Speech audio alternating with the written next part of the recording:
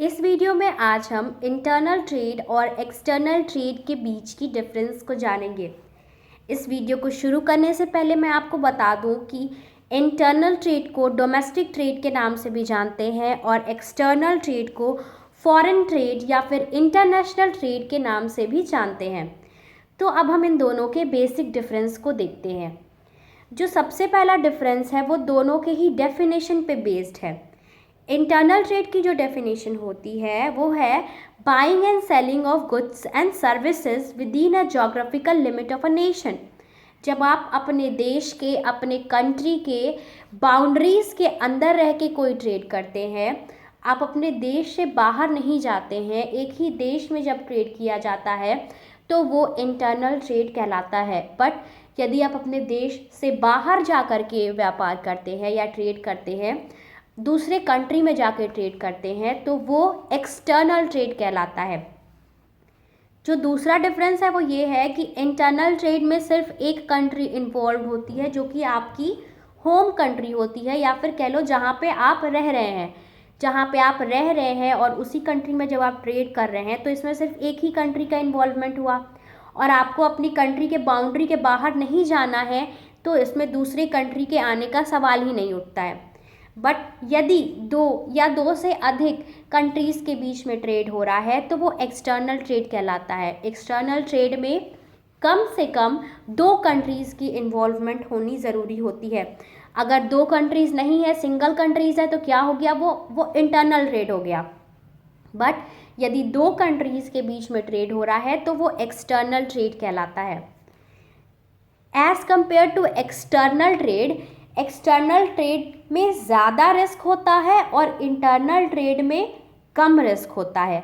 ऐसा इसलिए क्योंकि जब आप अपने ही कंट्री में ट्रेड कर रहे हैं तो आप वहाँ के रूल्स एंड रेगुलेशंस या सारी पॉलिसीज़ से वाकिफ़ होते हैं। आपको पता है कि आपकी कंट्री का रूल्स रेगुलेशंस या ट्रेड पॉलिसीज़ किस किस टाइप की हैं, आपको कहाँ ज़्यादा फ़ायदा होगा, कहाँ कम फ़ायदा होगा। बट यदि आप दूसरे कंट्री में जाकर के ट्रेड कर रहे होते हैं तो कभी कभी आपको प्रॉपर नॉलेज नहीं मिल पाती है, प्रॉपर पॉलिसीज़ आप नहीं समझ पाते हैं उस कंट्री की, जिस वजह से आपको कभी कभी ज़्यादा से ज़्यादा रिस्क फेस करना पड़ता है और ज़्यादा लॉस होने के चांसेस ज़्यादा रहते हैं, और साथ साथ कभी कभी आपको ज़्यादा प्रॉफिट भी होता है as compare to internal trade. अब इंटरनल ट्रेड में जो रूल्स एंड रेगुलेशंस होते हैं वो उसी नेशन के फॉलो किए जाते हैं। यानी यदि आप अपने देश में ट्रेड कर रहे हैं, आप दूसरे कंट्रीज़ में नहीं जा रहे हैं, तो आप कहाँ के रूल्स एंड रेगुलेशंस फॉलो करेंगे? उसी कंट्री के। और वो रूल्स एंड रेगुलेशंस कौन बनाता है? उसी कंट्री की गवर्नमेंट। जो भी रूलिंग गवर्नमेंट है उसने जो रूल्स एंड रेगुलेशंस या फिर जो पॉलिसीज़ बनाई है वही पॉलिसीज़ के अकॉर्डिंग आप ट्रेड करेंगे। बट यदि आप एक्सटर्नल ट्रेड कर रहे हैं तो आप international rules and regulations follow करेंगे।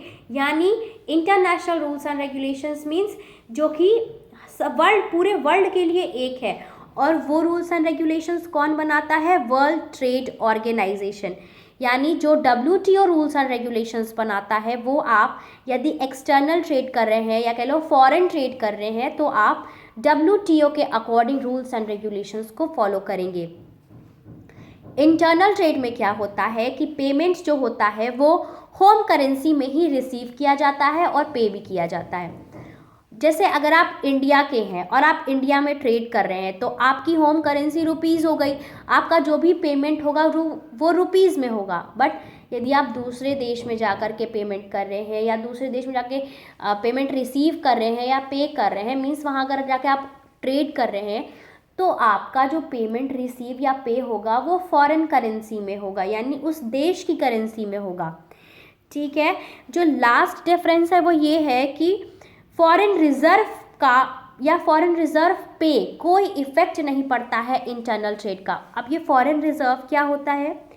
फॉरेन रिजर्व एक तरह का रिजर्व है जो कि कोई भी कंट्री कुछ पैसों को बचा के रखती है ताकि इन केस अगर उसको फॉरेन रिजर्व में फॉरेन काम के लिए कुछ इंपोर्ट या एक्सपोर्ट के लिए पैसों की ज़रूरत पड़े तो वो फॉरेन रिजर्व से निकाल सके। बट इंटरनल ट्रेड में क्या होता है कि फॉरेन कंट्रीज़ का कोई इन्वॉल्वमेंट ही नहीं होता है, सब कुछ अपने देश के अंदर हो रहा है, जिस वजह से फॉरेन रिजर्व पे इंटरनल ट्रेड का कोई योगदान नहीं होता है, यानी इंटरनल ट्रेड कितना भी ज़्यादा हो कम हो उसका कोई इफेक्ट नहीं पड़ता है फॉरेन रिजर्व पे। बट जो एक्सटर्नल ट्रेड होता है उसका डायरेक्ट इम्पैक्ट पड़ता है आपके फॉरेन रिजर्व पे। मीन्स आप जितना ज़्यादा से ज़्यादा एक्सटर्नल ट्रेड करेंगे, जितना ज़्यादा से ज़्यादा आप फॉरेन ट्रेड करेंगे, आपका ज़्यादा से ज़्यादा फॉरेन रिजर्व क्रिएट होगा। आप जितना कम से कम फॉरेन ट्रेड करेंगे आपका उतना कम ही फॉरेन रिजर्व रहेगा।